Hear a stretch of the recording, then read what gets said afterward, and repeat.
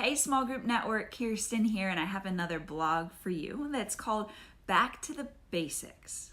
So there comes a time in your small group ministry when you're flourishing and everything's expanding and growing and multiplying.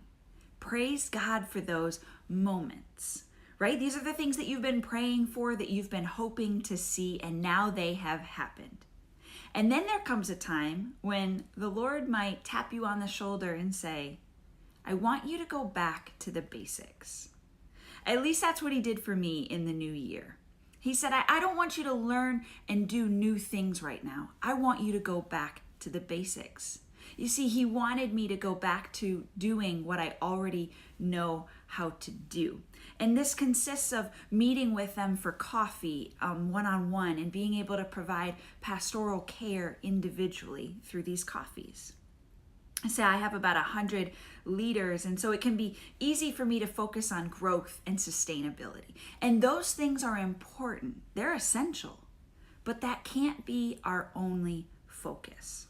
Or maybe you're watching this and you're thinking, well, I don't have 100 leaders, but you can totally relate to the momentum. You feel it. You know what I'm talking about when you're growing, when you're expanding your ministry, you're taking that next hill.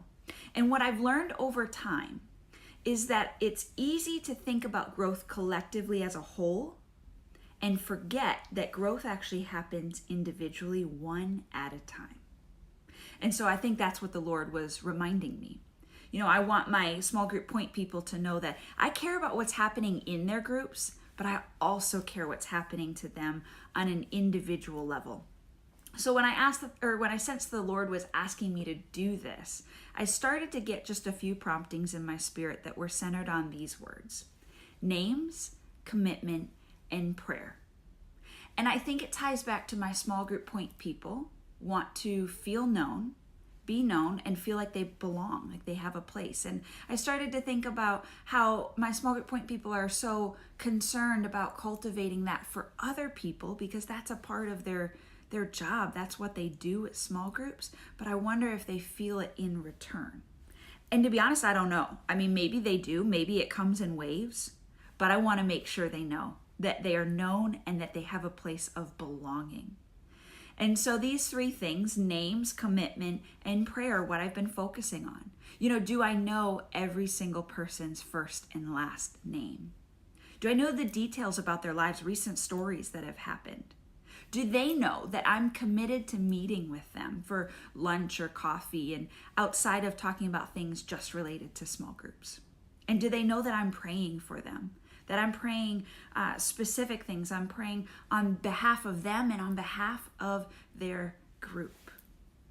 So these three tried and true basics, easy things that you can implement. With names, try to focus on the highs and the lows. Learn that about all of your small group point people. With commitment, make it a regular rhythm to have coffee or lunch with them so that they know they can connect with you.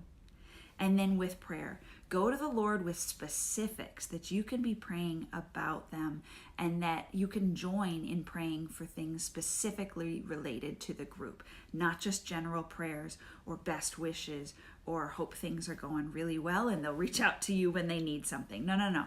Find out those specifics that you can be praying for with your small group point people. Sometimes in the new year, we don't need new goals.